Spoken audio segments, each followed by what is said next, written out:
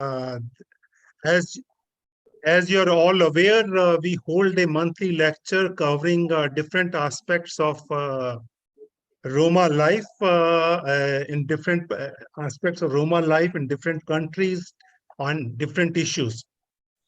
This Center for Roma Studies and Culture Relations has been in operation for more than 3 years. It is part of the Antarashtriya Sahyog Parishad and is funded and supported by the Indian Council for Cultural Relations. The objective of this center is to reach out to Roma brothers and sisters across the world and to understand about their problems, their issues, their history, and their current state of affairs, and also to create awareness about Romas within India. Unfortunately, though Roma have left from India, and that is their country of origin, but there's not much is known across various Indian communities. So this is also our role, so that people in India are aware of their Roma's Indian connection, their histories, their culture, and try to understand uh, the efforts which this community has made to retain their Indian heritage in the form of culture, in their language, and many other aspects of their daily life. We had been holding physical conferences also, but for last 3 years, because of the pandemic, we are confining ourselves to this webinars and also the newsletters which we issue on a fortnightly basis. Today, we are covering one of the Central European countries for understanding of the Romas, and topic of today's lecture is the movements in history and culture of Roma people in the Republic of Slovakia. Uh, as you may be aware that Slovakia has a, a large number of Roma residing in that, though the census of 2021 indicate that around 67,000 Romas are residing in that country. But there are unofficial estimates which indicate that the number of Romas could be much higher. Some indicate that it could be 7 to 11% of the population, which is almost going to be around 500,000 people. So it is good to know how the people of Roma community are living in that country, their history, and the issues which they have within the country. Because as we have learned from various lectures covering different countries of the European continent and also of Latin Americas, that the issues of Romas vary from country to country. In some countries, they are better off. In some countries, they may not be that well off. So it is always useful to learn country-specific issues and problems and the challenges which they face. With this, I'll request Jamil to introduce our speaker of today, that is Miss Dominika Badrova from Slovakia. So, and also to introduce the topic of today's lecture. Jamir, the floor is yours. Thank you very much, sir. And I welcome and thank all for joining the 22nd virtual lecture. The title Moments in History and Culture of Roma People in Republic of Slovakia. Today our speaker is Ms. Dominika Bazova, and she is pursuing the Roma Graduate Preparation Program from the Central European University. And she did bachelor degree in Theory and History of Arts and Culture from the Academy of Music and Performing Arts in Bratislava, Slovakia. She has undertaken a number of projects, including a co-curated an exhibition, very important exhibitions of Anton Pavlovich Chekhov in Slovak theater, and She is also a playwright, and she composed the playwriting of Romani play and storytelling of Romani people. She has also co-authored one book, that's the Roma in Broadcasting, as she is also a journalism. She has been trained uh, as a journalist. So, and she has been doing different works for the Roma community, not only in Slovakia but also across Europe. And she has undertaken a different projects and works in a different capacities. So I welcome her, and I thank her for accepting the invitation to deliver the 32nd lecture. And the topic that she is going to cover, that is the that that would address the different aspects of Roma community, including the history and culture of Roma people in the Republic of Slovakia. And I believe that she is going to cover the different parts of the cultural problem and the cultural development of Roma community in Slovakia. But I would like to shed a very light on the brief history of Roma in Slovakia. Even though there is a lot of contradictions, as you know, that some historians say that the Roma emerged in Slovakia in 13th century, but the very unanimously accepted the theory and the statement delivered by the historians like the Roma settled the first, according to the modern historian especially, they mentioned and reported that the Roma settled in Slovakia in 1328, especially on the territories, not today Slovakia, because the Slovakia was also the part of Hungarian kingdom, and it was under the Hungarian kingdom for the last 1,000 years. But in 1417, the Roma arrived in a massive migration wave to the Great Plains, and their arrival was also reported in Spišsky, Slovakia, in the year of 1423. I mean, there are a number of, the historical accounts given by the different historians, the contemporary historians, the modern historians. But these are some facts. But according to right now, according to the as Sir mentioned, that the populations of Roma in Slovakia, that is as per the 2020, that the official population of Roma community is around 90,000, but unofficial estimated data is around 500,000. So huge gap, huge difference between these data.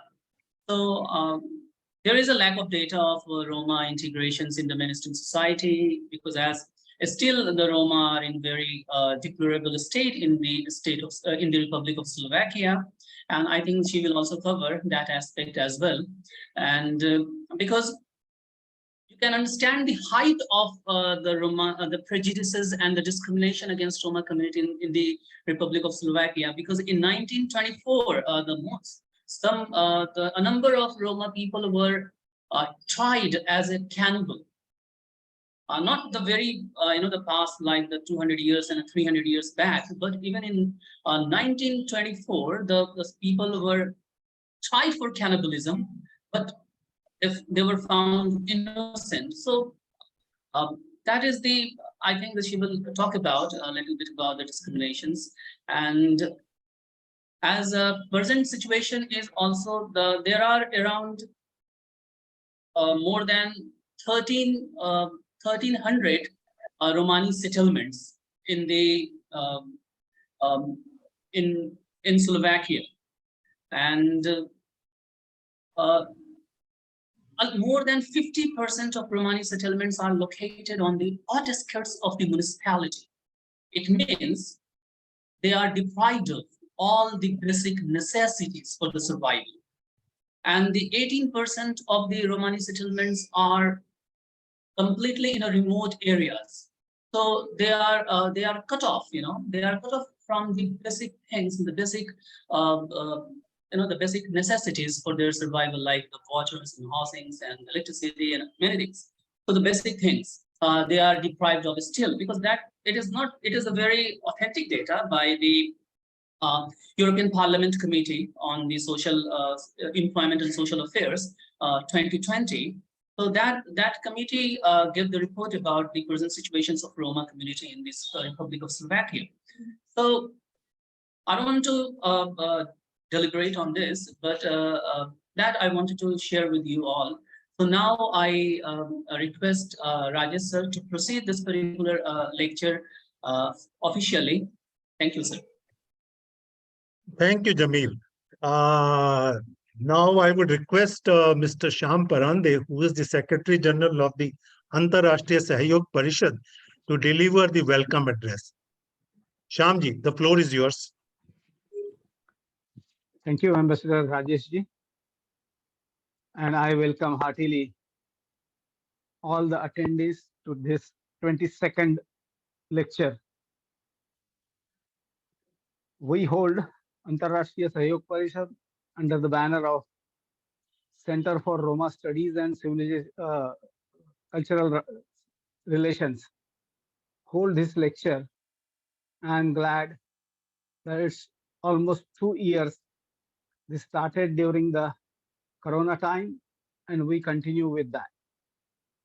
And this has to go on because here is an opportunity to connect with our Roma brothers and sisters and academicians, understand their life, understand their culture, understand their challenges and opportunities that they face, and together how they feel about India, the Barostan or Bharat, as we call it. This connection is alive amongst the Roma community, while there is not much awareness about this in India. Antarashtriya Sahyog Parishad, through the center, is trying to create awareness amongst the masses, amongst the academicians and scholars, also even amongst the government, the bureaucrats, who still are puzzled sometimes that how Roma are connected to India. Some of the universities have on our, when we try to impress them, have started some courses, and some scholars have started working on Roma issues for their PhDs, the doctorates. So this is a success as a matter of fact. And among this, as informed by Ambassador Rajesh ji, we had held have held three conferences till now. Looking forward to the fourth one in October, November this year. But before that, I am glad to inform you that you are all invited to be part of the Civil Society 20, C20, because India's presidentship for G20 this year has a theme of Vasudhaiva Kutumbakam, one earth, one family, one future. So that's how we are also involved in celebrating this, and we're going to have a brief program of 2 hours trying to connect to as many scholars across the countries to join and speak their mind for 5 minutes, how they can be part of C20, they can be part of this Vasudhaiva Kutumbakam, the global family, as they have the Indian connection. They are the real representatives of India abroad, though they have migrated centuries back. So it's 18th of April. I invite you for that. And I now welcome Dominika Badzova for her lecture, who will be talking to us about Roma culture and history in Slovakia. Thank you, everybody, and welcome, Dominika. Thank you very much again for calling me here. It's pleasure and honor to be with you here, guys. I will try to share my presentation.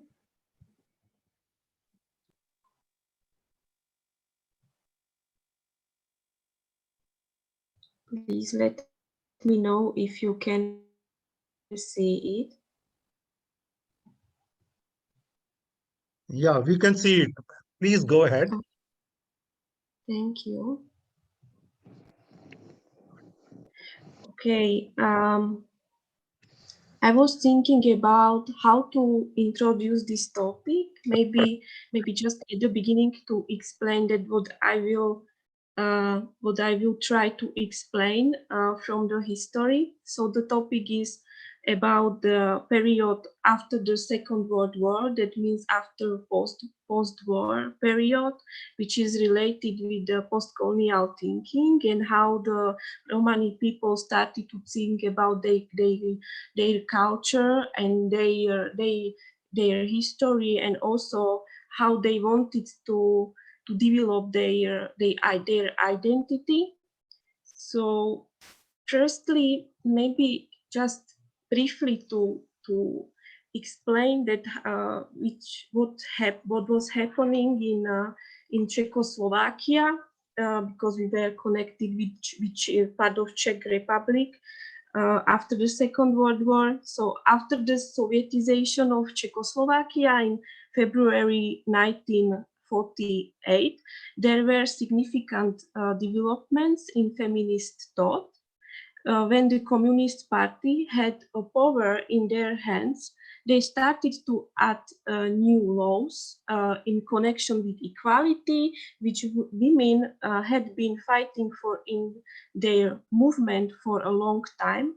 And this new constitution in May 1948 presented the Marxism-Leninism ideology with communists in Czechoslovakia, and they preferred equality between women and men, and the integration of Czechoslovakian women was built into socialist society step by step. And what I wanted to emphasize is that the communist regime expanded the space for women, but the rules were strict and without free decisions. The situation in Slovak theater was very similar.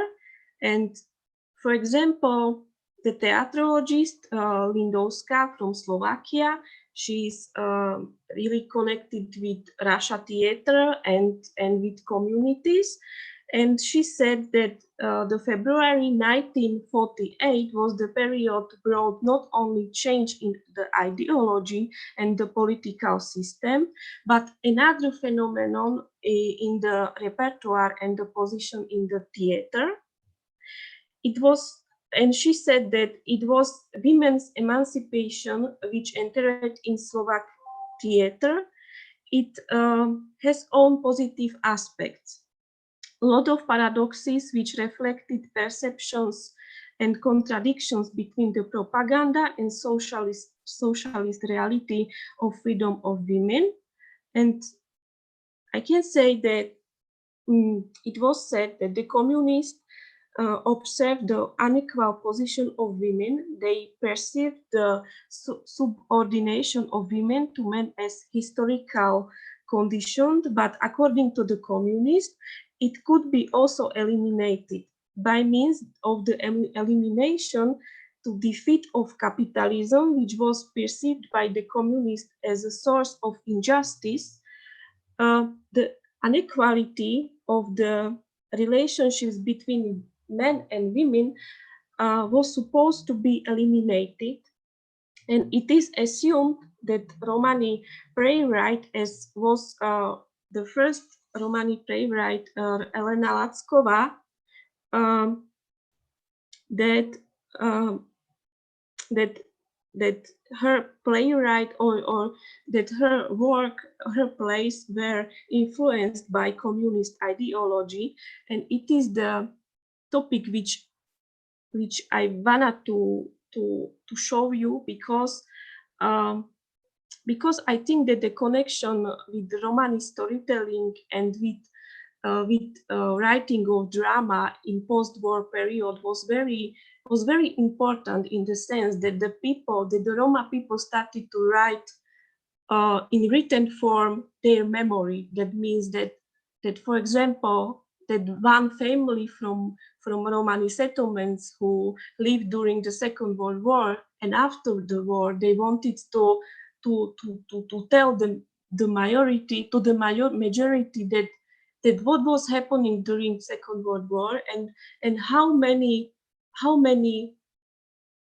with how many people they had to fight, and also which is related with their life is that the storytelling was the first way how to be connected and how to share their stories in a society, in a Czechoslovak society. So, and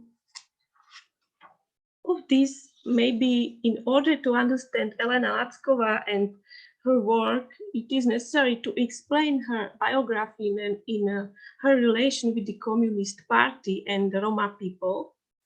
So Elena Lackova was born in March 1921 in Velký Šariš in Prešov. It is a small town in eastern Slovakia, which is the region where the Roma people live in the most percent. And her mother was from Poland, and her father was a musician, Dr. Nikolai Doktor from Slovakia. And also Lackova had spent her childhood in Velký Šariš, where she visited the primary school, but however, she attended the school just for 3 or 2 years, not more, because during Second World War she was living also in Velký Šariš, but the schools were for Jewish people and for Romani people closed. So they didn't have access for the education. And after the war, in 1947, she left from Velký Šariš in Kladno. Kladno is small town in Czech Republic, and later with her husband, because she got married, where she entered in Kep. It is also the town in Czech Republic. She entered in the Communist Party of Czechoslovakia, and she was the first Romani woman who was able, and her ability with the knowledges about Roma history, about Roma literature, about Romani culture. She was the first woman who entered in the Communist Party of Czechoslovakia. And after her leaving from Kep to Prešov, because she came again back, she started to work in the Regional National Committee in Prešov, and nevertheless she had met with obstacles due to the discriminatory relationship between the Roma people and the workers from committee. And Lackova started to at this time, in these 50 years, when she realized that the communist regime is not something which is connected which will open the access for Romani freedom, she realized this kind of how I can say it, that she realized that she has to, as a member of a communist party, that she started to criticize the Regional National Committee where she worked before, and Lackova criticized and she understood the mistake which they made towards Roma people. In her critical paper, she declared that in Prešov region live more than, at this time, 25,000 Roma people. And in her report, she argued that nobody in the field was working as an advisor for Romani issues. And she and her colleagues sent a letter to the president, President Gottwald, and she didn't get any answer, and her requests were ignored. And she continued to witness how Romani people were discriminated when they came to the office to ask for help. Lackova managed cultural and educational activities throughout in all regions, and one of her competence was to solve the issue in connection with the housing of people, because after the Second World War, the Romani people didn't have access, and during the Second World War and also after that, they didn't have access to live in the villages. They used to live in near to the forest, outside from the village, from majority. So Roma people in this sense felt attacked when people from majority started to protest, when Roma people started to build their houses in a village near them. And she, Elena Lackova, she wanted to show that Roma people needed respect, and the same way as a people from majority group, and communication with them must be equal.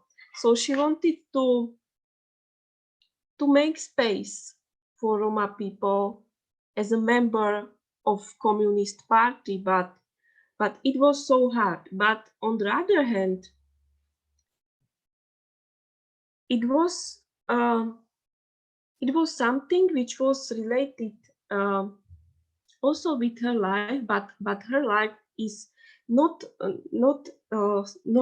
sufficiently studied. But in 2020, the Slovak historian Alexander Mushinka, he is also cultural anthropologist, and he's working with the Romani people in Eastern Slovakia, particularly in this part of Prešov, in this region, Prešov region. And he compiled her biography with a link to the Romani newspaper Romano Nevolil. Romano Nevolil is working, I think, 30 years since the end of the regime, since the beginning of democracy in Slovakia. And however, there are the gaps in her biography which are not explained, even though Lackova's name is associated with the culture and life of the Roma after the Second World War, and few documents can be found on the promotion of communist ideology, even though she wanted, as a member of the Communist Party of Czechoslovakia, she wanted to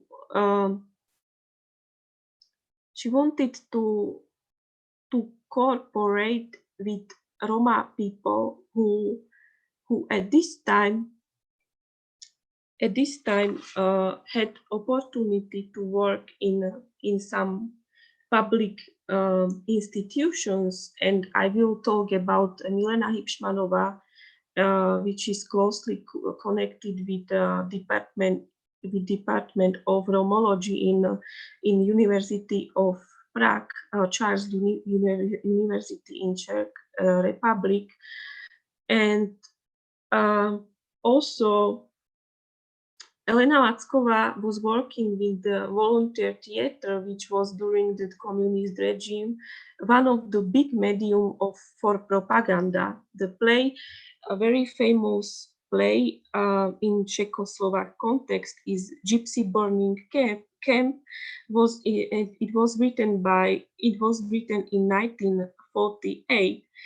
But I wanted to emphasize that this drama is important in the sense that it was the first moment in the history of Romani people in Czechoslovakia when the people decide to stand up and to show to the majority that what was happening with them during Second World War, and they started to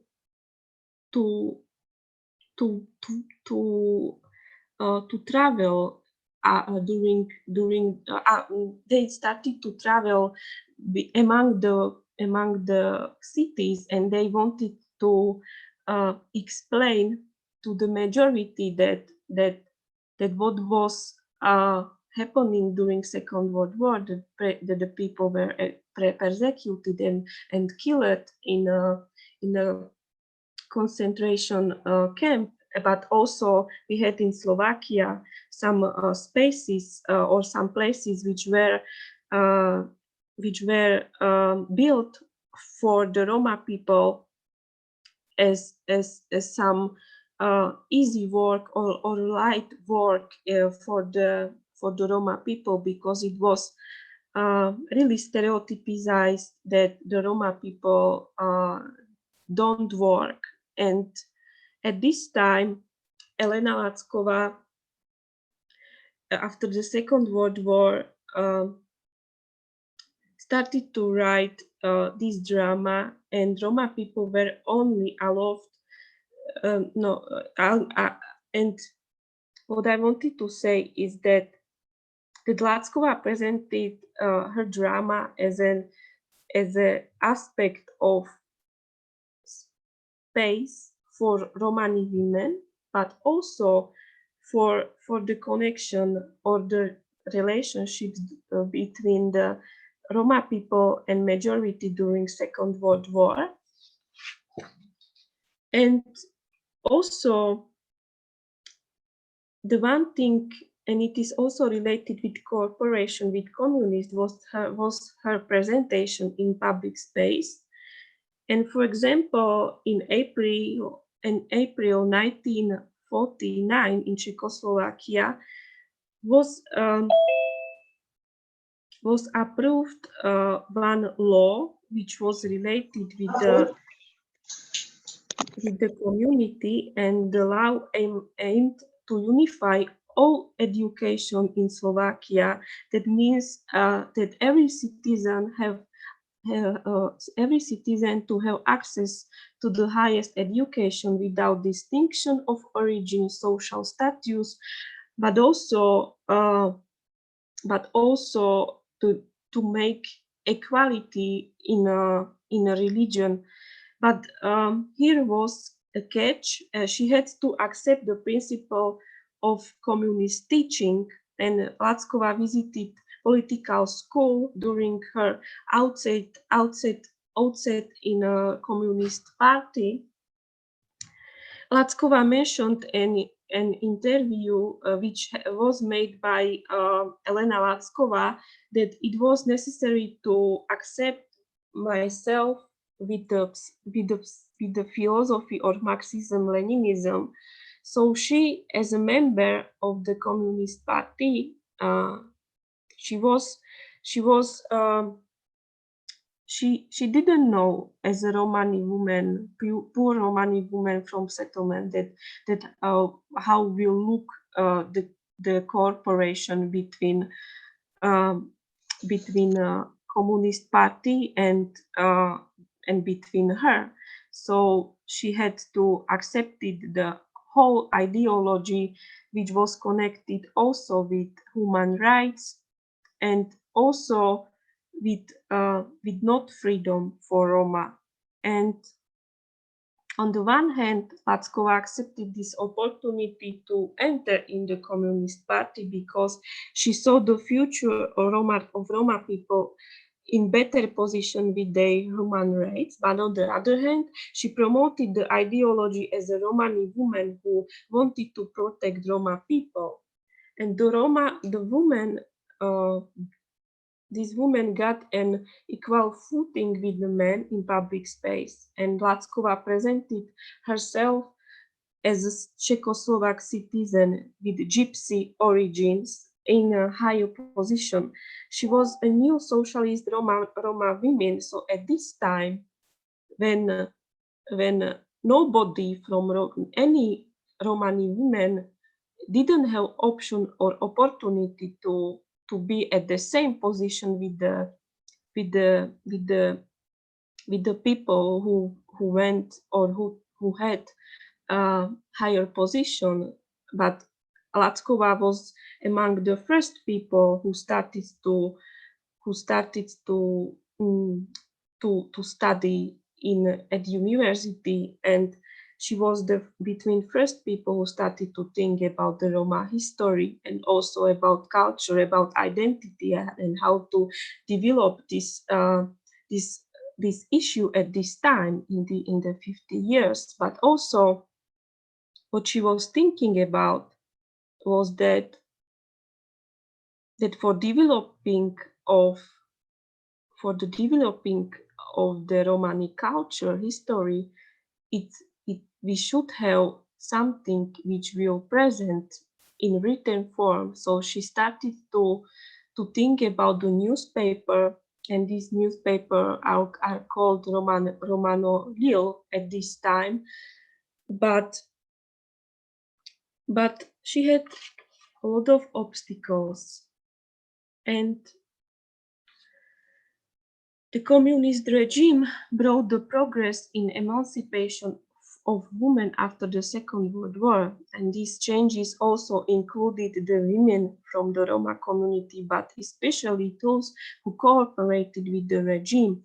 And Elena Lackova accepted the theory of Marxism-Leninism, presented herself in public space as a new socialist woman with the gypsy origin, and that's why I'm saying gypsy origin and not Roma origin, because she was her nationality in public space was presented as a Czechoslovak Romani woman, or Czechoslovak gypsy woman, or Czechoslovak gypsy woman with gypsy origin. She hadn't been presented as a woman with gypsy origin, but without. So Lackova wanted to help to the Roma people. She was interested in Romani identity, as I said, and its development, the history of Romani newspaper, theater, and other issues. But she had met moments when she couldn't cross the border, which was the regime, which had to be followed, and the rules had to be respected and could not be circumvented. She probably had a conflict of consciousness, but which brought all out in her the emotion that she should resist and fight. It was not possible. In terrain lay the unfreedom. So also in history, we can find many women with a similar fate as Elena Lackova, and the struggle for freedom, conflicts with consciousness, the pushing of ideology are present in most of the place of social realism, which is also the long period in Slovak theater, which was related with the Stanislavski system, and it was related with realistic theater. And I will continue with the ethnography in a Czechoslovak context. And as I said, the Roma people in Czechoslovakia after the Second World War didn't have a lot of opportunity how to develop oral tradition, but there were some historical moments which opened the access in discussion and some small changes in a society. And I can mention that, for example, Slovak historian and theatrologist Karol Mišovic from Slovakia, he is my professor. He said that this time after the Second World War was the period of, or when we will talk about the reduction, because the communist regime was one ideology which was presented in a society, but there are some gaps which are connected with the relaxation of country or collapse of regime, and this collapse in Czechoslovakia was the space for Romani people. And he said that Karol Mišovic said that the period of Prague Spring, the period of relaxation of the regime in the country, and very famous, we know that the Congress of the Communist Party of the Soviet Union was the first event after that Stalin, a member of the Central Committee of the Communist Party of the Soviet Union, Khrushchev, presented his criticism of his predecessors of cult of personality and directly pointed to his crimes. And this relaxation in the country didn't occur immediately, but even supported the policy since 1953. Mišovic also emphasized that in June 1956, at the National Conference of the Communist Party of Czechoslovakia, an open criticism of the centralization of economic management was voiced, and the wave of questioning of the integrity and unity of the ruling regime in Czechoslovakia. So the people, or the Roma people, used this historical moment and started to work on the Romani movement. And as I said, that I will talk about Milena Hipšmanová, which is also the big personality, big person in a Roma society in Czech Republic context, because she was the person who started to think about Romani culture. She was Czech. She was not Roma, and she was born in June 1939 in Prague, in Czech Republic, and she studied at Charles University in Prague in Department of Philosophy, and she learned Hindi, Urdu, and Bengali language. In addition, she was close to the Indian culture and also Romani language. And since, I think, 1953, Hipšmanová was connected with Romani culture, and her journeys in the field were connected with the Eastern Slovakia, which is also related with particular region in Slovakia, in this Prešov. So and now when I'm realized that I'm still talking just about one region in Slovak Republic, so it is so huge topic. That's why I have chosen just one part of Slovakia, because it is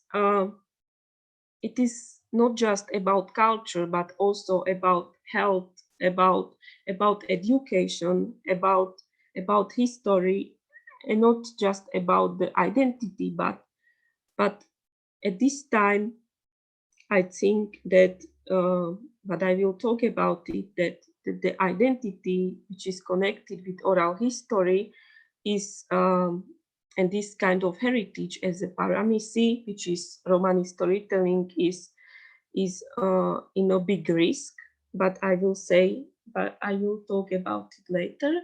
So, as I said, she was connected with Indian culture, and she spent more than 1 year and had taught Romani children in one village called Rakusi, which is also region of Prešov.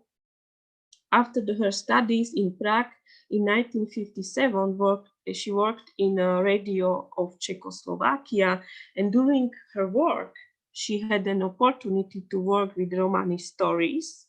And Hubschmanova started to collect the Romani paramisi.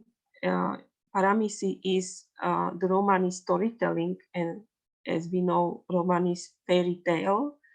And during her study about the modern Indian languages on the Department of Philosophy, she was also interested in Romani language, but at this time was not available to study Romani language somewhere at universities, because an Romologist started to look for option how to be connected with Romani language and their culture. And at the same time, she was invited by Roma people in their houses.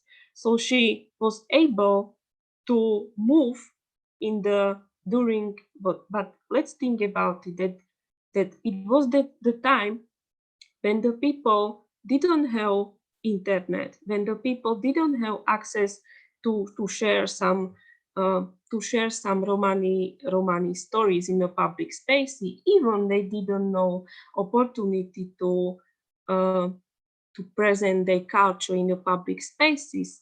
And she was able to go in the field in eastern Slovakia, particularly in region Prešov, and she started to record the Romani storytelling, which was later by her hand written in the written form, and after published as a first Romani works, or the first Romani novels or plays in the public spaces. So, however, during her visitation of Romani people, she started to write textbooks, and based on she was possible to study. So she went to the Romani community as a person who didn't have any connection before with Romani people, but with Indian people. And based on this moment, that when she was connected with people from India, she started to think about the Roma people in Slovakia, that they also came from India, and they have the same culture and the same principle of the fairy tales, of storytelling, and their life. She wanted to search out that what is exactly Romani culture. So she started, and how the Romani culture was influenced by Czechoslovak society. So, in addition, Hubschmanova, in her collection of Roma storytelling, continued also later and she started to think about the collection of the Romani storytelling in 1967, and she created the recordings in Romani community. She had recorded the Roma stories on the old magnetophone, but she also used to write down the stories, and the people collected a few stories alone. For a short time, she collected more than 1,000 fairy tales with different sounds, with different accent, with different dialect in Romani language, because we know that the Romani language in Slovakia, but also in Czechoslovakia, is in one village it is totally different dialect than in another village. So she was fighting with this, and I will come to the oral tradition of Romani people during the Cold War in Czechoslovakia. Maybe firstly, just to say that storytelling is the act with series of events, improvisation, often in narrative form, to share some thoughts with the audience. Storytelling usually refers to say the story without the script, picture, or without any other tangible objects. And the main difference between the telling and the reading of story is that the teller or storyteller is free, but the reader is bound. So the main goal of storytelling is to reflect the identity and culture in a society. And the storytelling of Romani community is called as a fairy tale in Romani language paramisi, which is word taken from Greek. And Hipshmanova said, or she described the typology of Romani storytelling, but it's also, I forgot to say that we are talking about the Roma, Servika Roma in eastern Slovakia, which are ethnical group who came from Hungary, as Zamer said, that we were connected with the Hungarian, Austro-Hungarian Empire. So these people created their stories, and Hipshmanova during her studies of the Romani language, and during her creating of the Romani stories, she completed the typology of Romani storytelling, and she said that the Bari Paramisi in Romani language, as we say, long fairy tale, is going to still across hero fairy tale, except of short fairy tales is often called as a humor paramisi, or smishno paramisi from Eastern Slovakia, which is related with Romani humor. And Hipshmanova says that for good storyteller is considered that the man who is able to talk longer stories, because short stories, again, what I wanted to say, that the good storyteller is the man who is able to talk more than 3 hours one story, but the short stories can be shared by every Roma. So she tried to, on the one hand, she wanted to collect the typology of Romani storytelling, which was at this time unbelievable that she was thinking about the Romani culture as a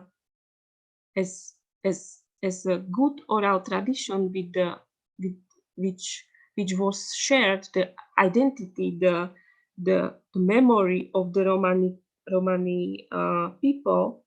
But she also emphasized that the main storytellers were Romani men, not women. So in addition to collective the solidarity and having fun with this storytelling, the narrative discourse, proper and desired behavior in a community.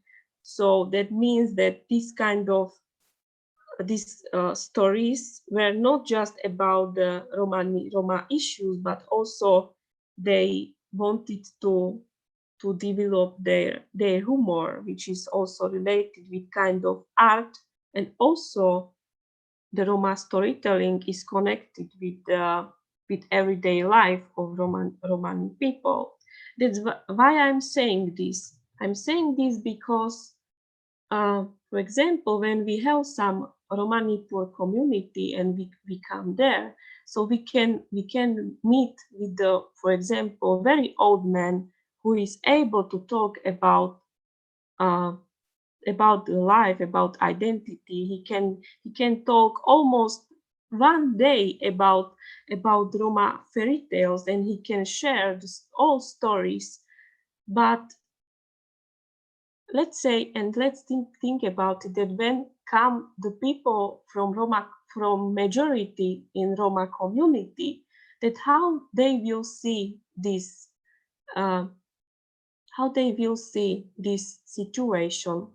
He will not understand that what is happening there, that the culture is related with the everyday life, but he will say that it is something strange.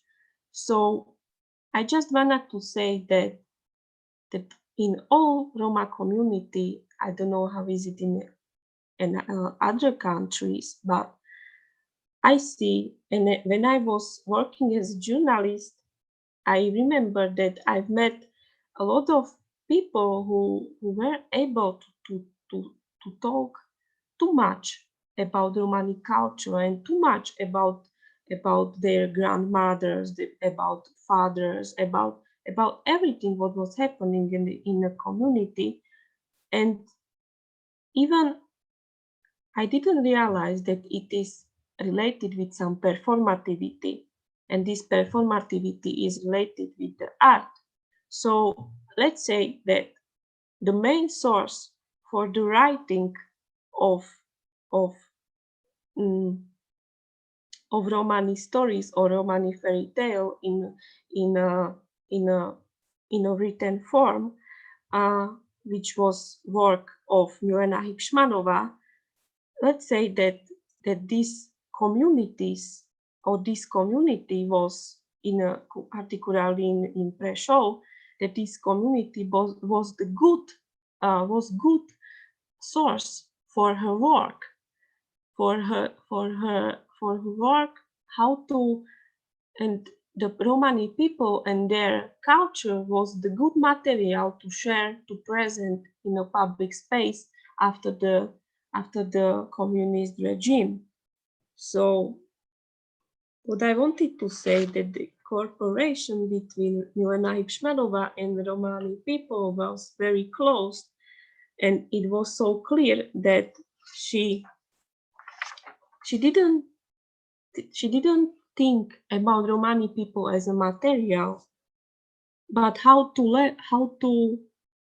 explain to the majority that what was the situation during Second World War and after Second World War, and how she was thinking how to develop the language, because as I said, at this time the Czechoslovakia didn't have any textbooks about Romani language.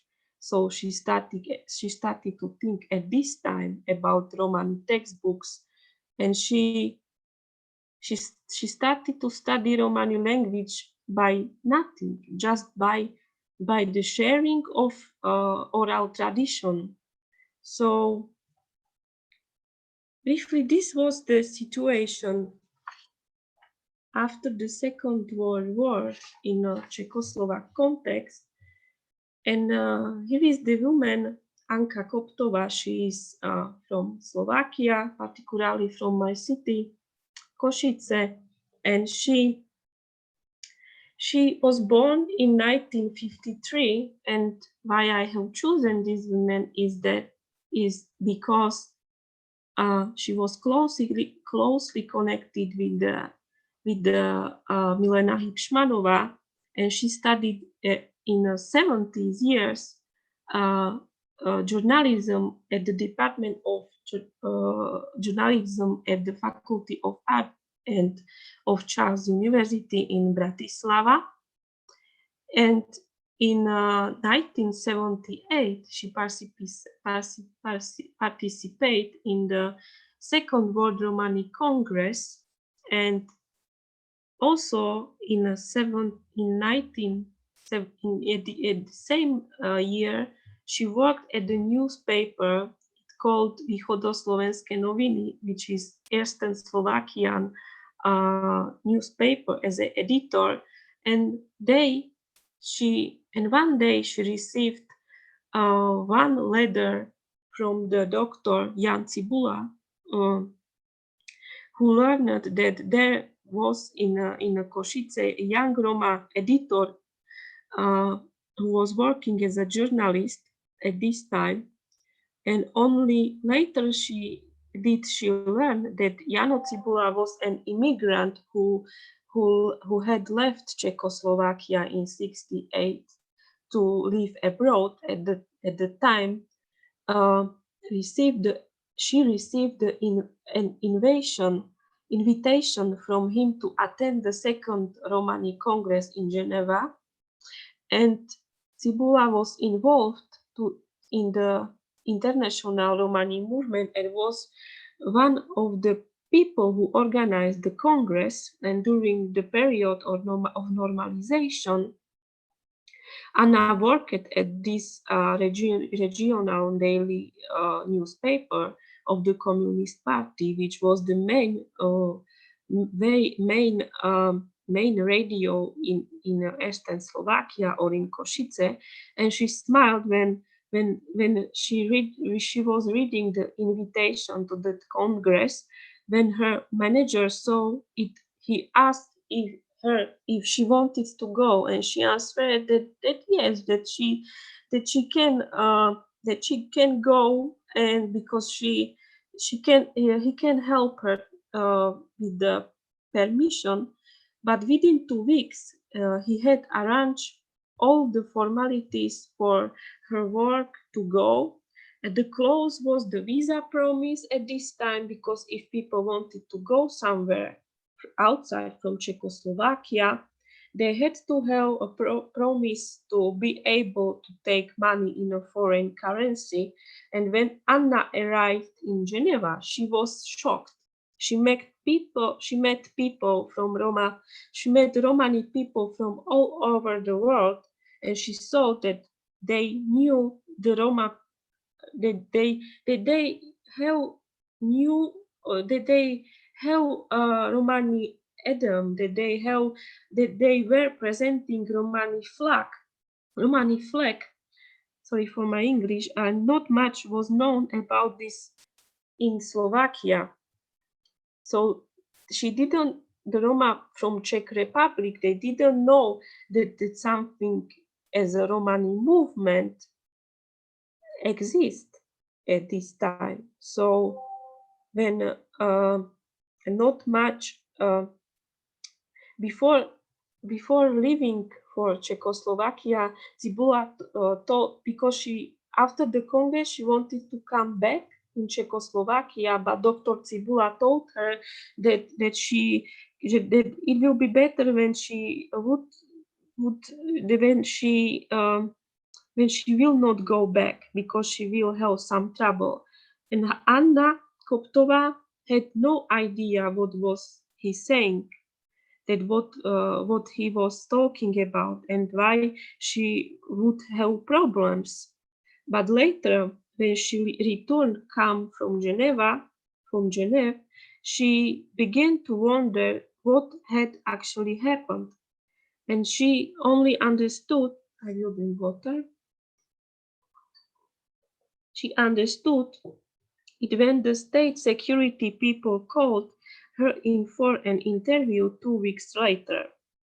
At this time, she had no idea that any state security existed apart from the public one.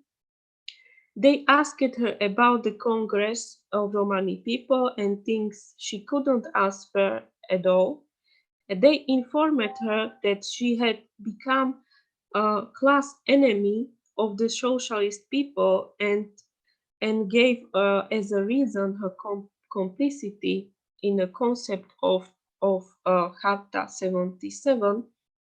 And the memorialist could not answer their question. She didn't know what Charta 77 meant and what was happening there.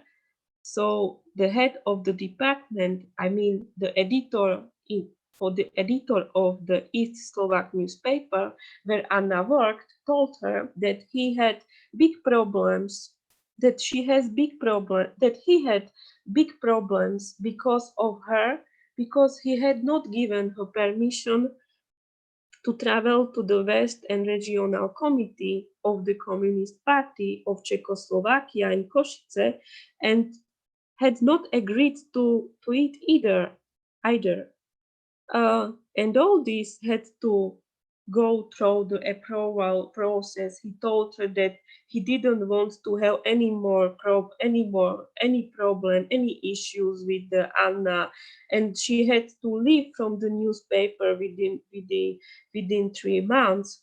She wasn't ready for that.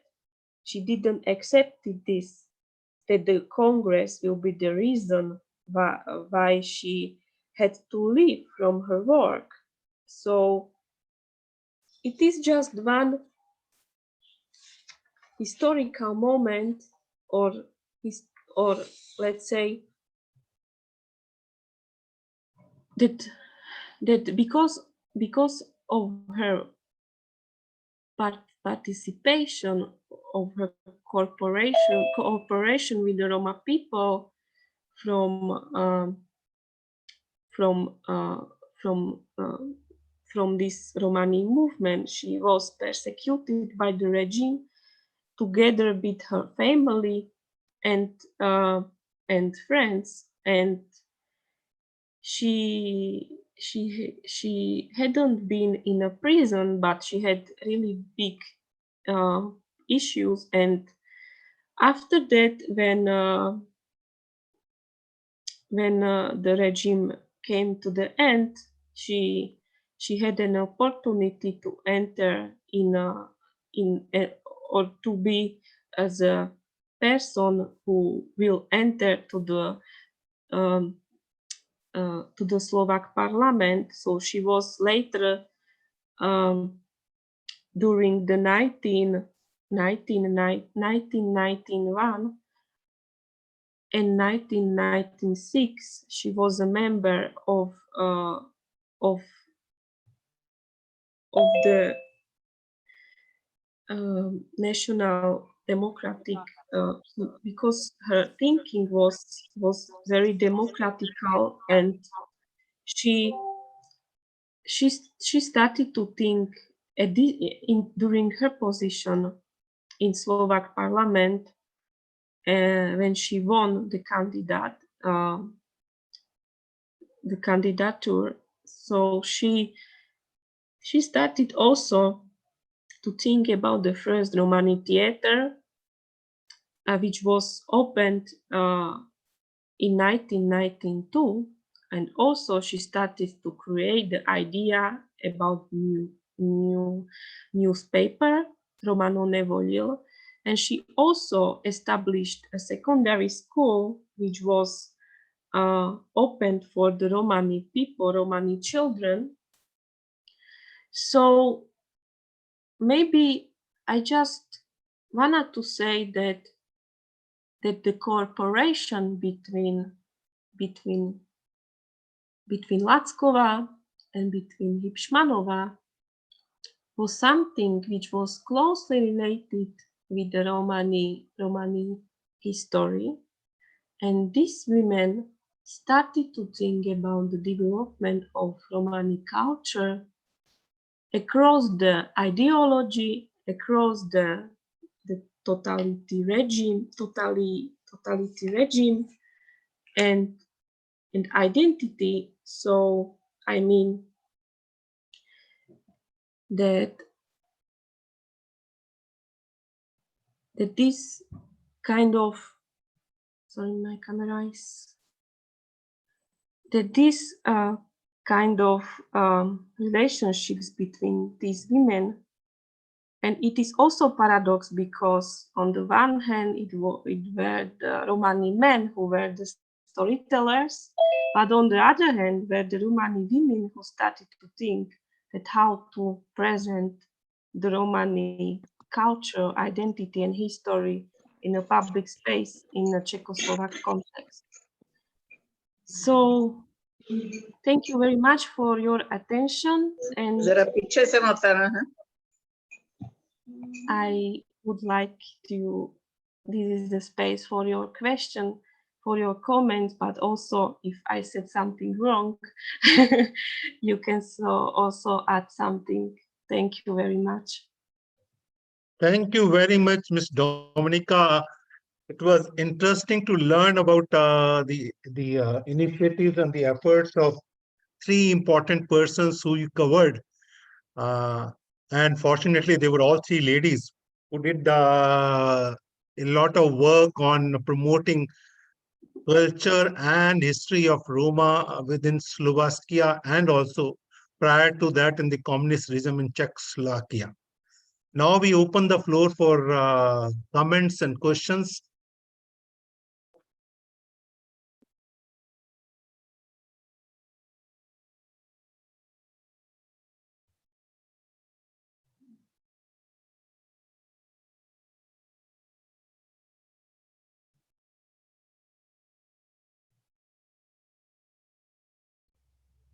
Let's see, anyone have any views or anything which they wish to know more about Slovakia? I'm sure the speaker will be happy to cover that. Yeah, Jamir, please. As you talked about the Milena Kostumonova, she was also the student of Hindi language. She did the she did the university degree in Hindi language. I think the same. That's some in Slovakia. In the university, I don't know I don't remember, but her work is very popular, even among the Romologists and the Romani scholars and Romani students as well. She has a fascination with India.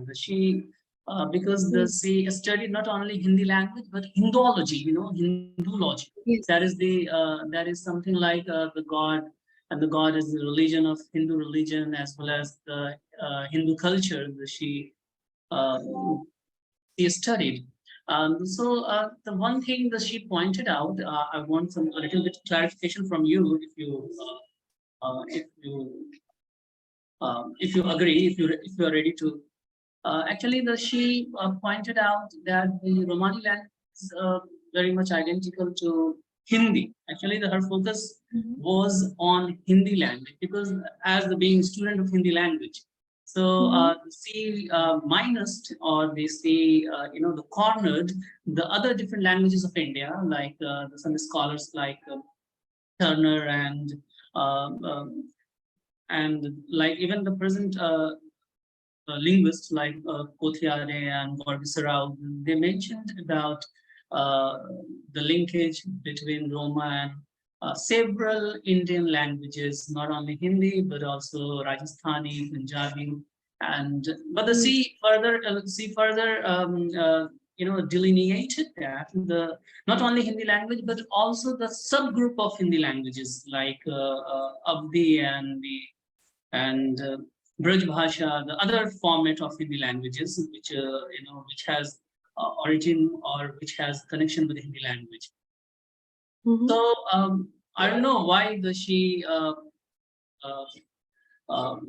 cornered or she carried the connections of the language with other Indian languages because of her association or affiliation with Hindi language, or as a student or as a scholar.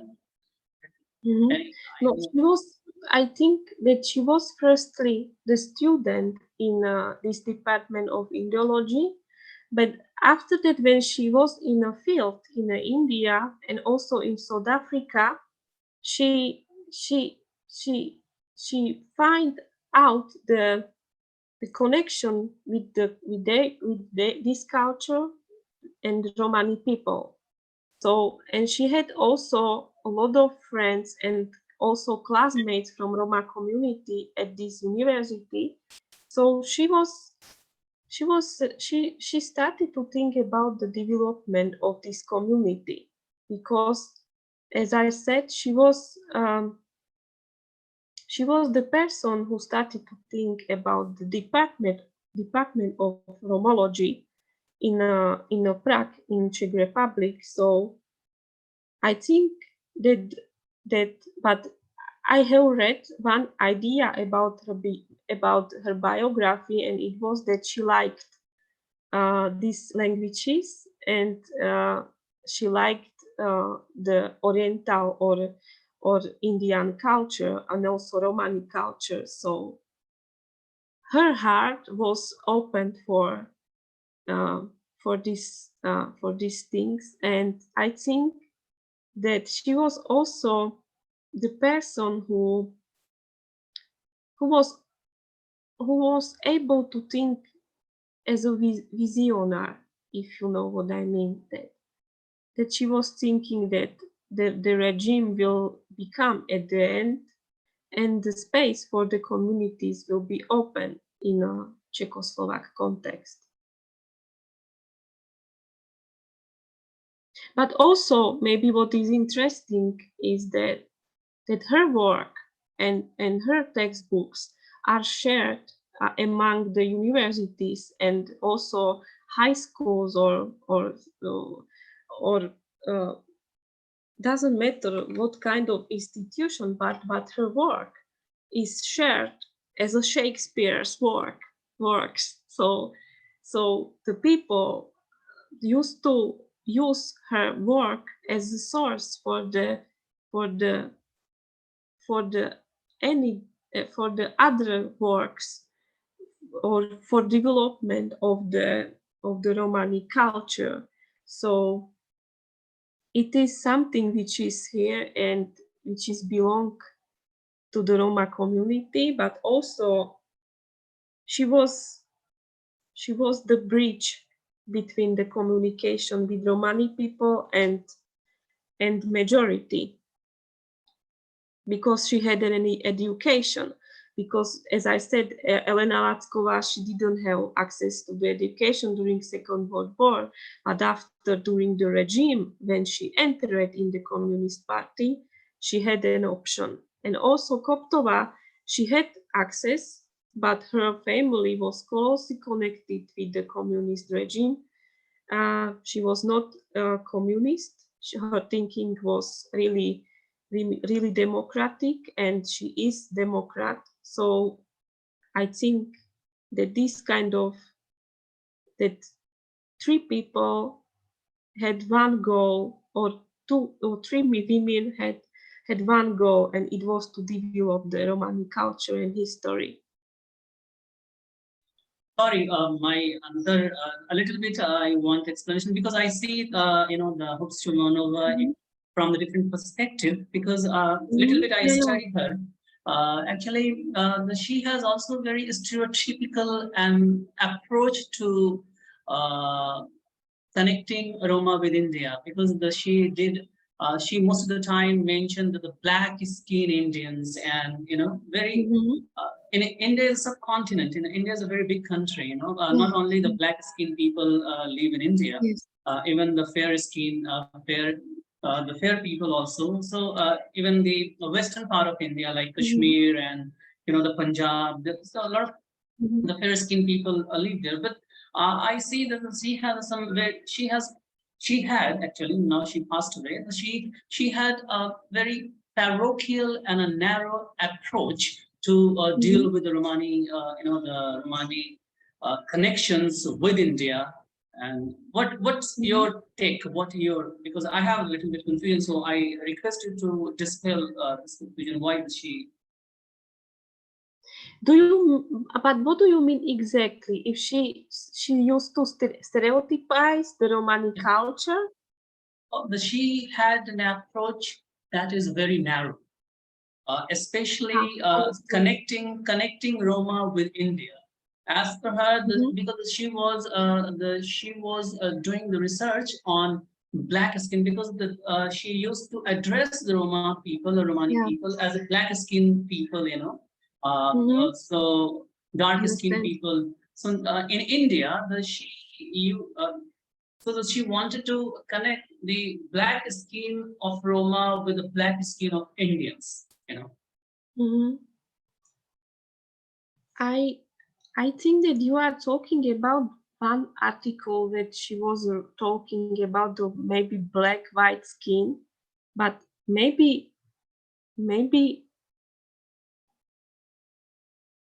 how I can say it. Let's say that it is totally different when for example, when the people from majority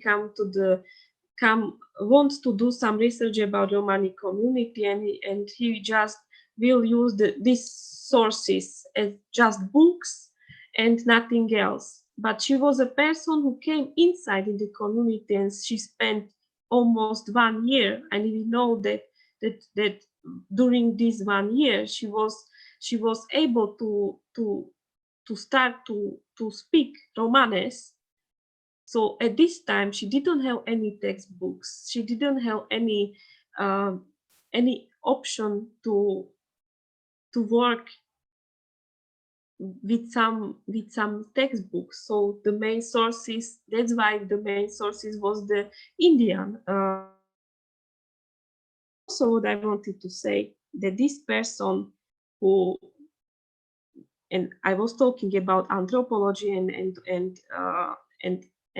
ethnology, that she completely was able to work with these anthropology techniques, that to go inside the community and to understand their mentality, which, for example, exists some people who are not able to go inside the community, and they will not spend time with the Roma people, also not with Indian people from India. So I just want to say that whether I'm thinking about in this sense, so there was not space something to stereotypize, maybe something to imitate, like imitation, because also,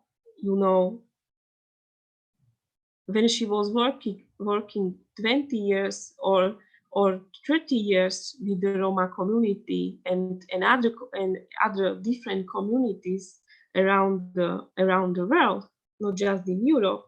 So I think that her first articles maybe were written in a stereotypical way, but I am sure that after the 20-30 years, it totally changed, and you can compare. But I think that yes, and also I am interested in a Muslim topic which is related with Islam, with women from the Muslims country. But I am not Muslim, but I'm started to think about it. My bachelor thesis was about the Arabs people, and when I compare the articles from, I don't know, from 3 years ago, and the articles which are written now, so it is totally different thinking about community. So I think that this is the reason why you maybe think about the Hitchmanova in this sense. But it's just my opinion. I don't know. Thank you. Thanks. Thank you.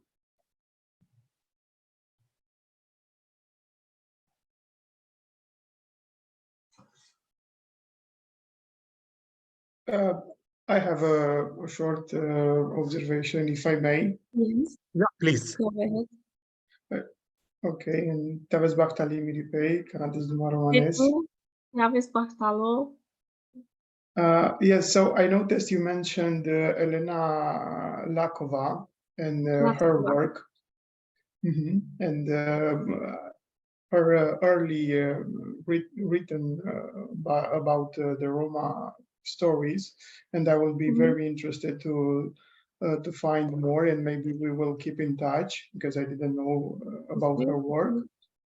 And you also mentioned this part of storytelling, which is very important and valuable in Roma communities. And it's very nice to hear, and very important to hear, that there was this great work in Czechoslovakia on this theme.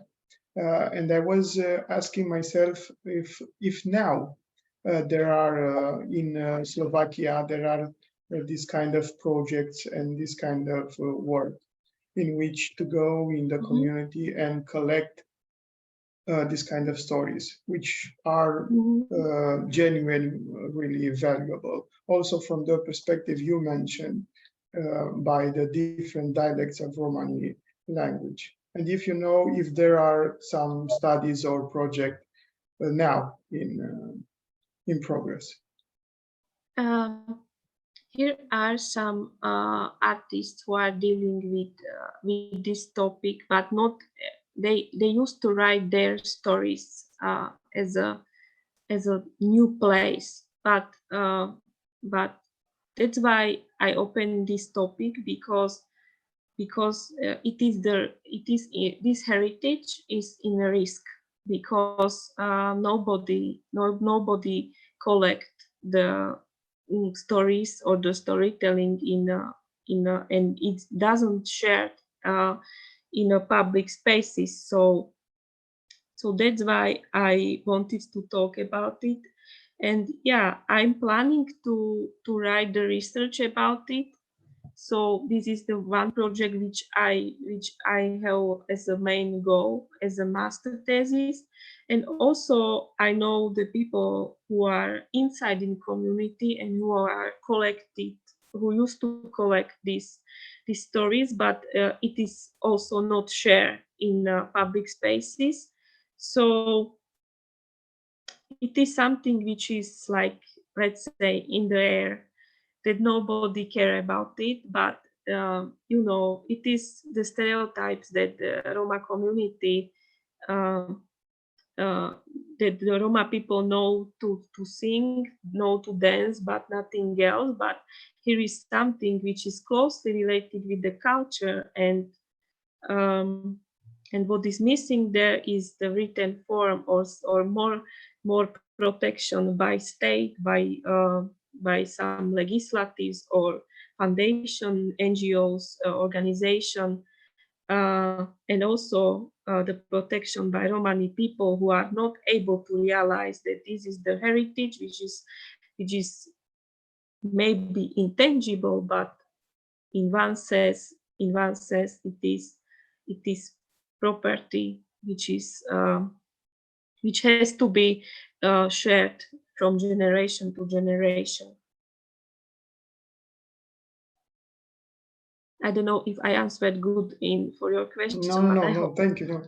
No, and I congratulate you because you approach this time, because I also think it's something very important and valuable to do in the Roma communities.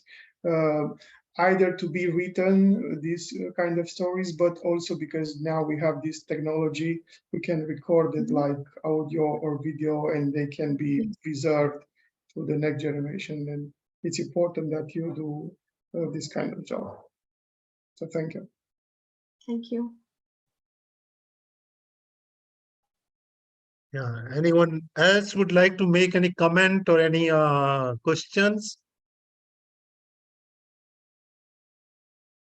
I think if you don't have anything, anyone making any remarks or comments, then it is time to thank our speaker for an excellent presentation, which was very interesting in that sense that through the lives of three persons, she had tried to explain to us the importance of their contribution to promoting and preserving the cultural heritage of Roma people and their efforts which need to be carried on, and the challenges which they faced in doing so, and compromises they had to make in the course of their works. It was very interesting, and as Alexander Rue just mentioned, that the work which we are trying to do would be very useful for the community as well as for the others to know about the storytelling part, which in India also we do have this tradition, especially in the villages. But nowadays, since it is available in the fairy tales, they are available in the print form. If that happens, that will be very helpful for the Roma community and others to understand Roma better, because these stories are very different and they are the real life stories, they are memories which is very peculiar to one community. So thank you very much for all the participants who took time out of their busy schedule to attend this lecture and Thank presentation. you. And we look forward to your cooperation and support in future also, because every month we do have a monthly lecture. And soon in the middle of April, we are planning to do an event to mark the Roma Day. The dates and the details of the program will be communicated soon. This would include more than one speaker. It will be more in the format of a few scholars sharing their perspectives on various aspects, because this could be culture, it could be language, it could be various things. But we will convey to you soon, and we Thank hope you. for your participation, because the more you participate, that encourages us to do more for the community, and also it helps people in India as well as abroad to understand Roma better. Thank you very much. Thank you. Thank you Namaste. very much. And with this, we And close the best meeting. wishes, and accept my best wishes for the celebration of Lord Ramas, and have a nice day, evening in India. So thank you, Zamer, also. And yeah, I'm looking forward for another cooperation. Goodbye. Thank you. Bye-bye. Thank you. Have a good day. Bye. Bye. Thank Bye. you. I will circulate the invitation about the upcoming event, as Sir mentioned about we are going to commemorate the World Roma Day, and it is also the part of C20, the Civil Society 20, because as you know, as you may be aware, that India got the presidency of G20, Global 20. Yes. So under that, as a part of C20, we are going to organize a conference, which covers especially the cultural aspect of the Roma community, as the theme of C20 is the Vasudhaiva Kutumbakam, and especially the cultural inclusion of Roma community. So we will send you the invitation, as well as the concept note, what that program is all about, and how it is very important. From our monthly lecture and other activity, we do perform the different activities every month. But that conference has very overwhelming significance, because it is as a part of C20. So we will send you the invitation, and we request and urge you that to join that conference, because that's very important. And whatever the recommendations out of that conference will come up, we will incorporate those recommendations in the final recommendation of Government of India, and that will be that will be sent to the global leaders, G20 leaders of the world. So that in that sense, it is very significant. And as you know, that's the Roma Day is also very important for Roma people and Roma community. And again, Dominica, thank you very much for accepting my invitation to deliver a lecture. And that's very knowledgeable and very informative. Thank you. And thank you, Suzanne G, for joining. She also wants to speak a lot, but she has a problem with English language. And I hope that she will, because she is also the lecturer, she has been teaching the Romani students in Republic of North Macedonia, and she is a very committed activist, and she is doing a lot of work for the Roma community in North Macedonia. So hopefully that she will one day, or we will arrange the one. The interpreter who can interpret her speech, because she has been an activist for the last 40 years. And thank you very much, Suzanne Z, for your participation. And thank you very much, Ramanayak ji, and obviously our chairperson Rajesh Sachdeva sir, under his guidance and under his under his guidance, we are doing a lot of activities in Center for Roma Studies and Cultural Relations, and look forward to your future cooperation and participation in our future and upcoming events. Thank you very much. Thanks. Thank you. Thank Thank you you. also. Goodbye. Have a good day. Goodbye. Bye. Bye, everyone. Thank you, Alexander. Thank you. Thank you. Thank you also. Bye.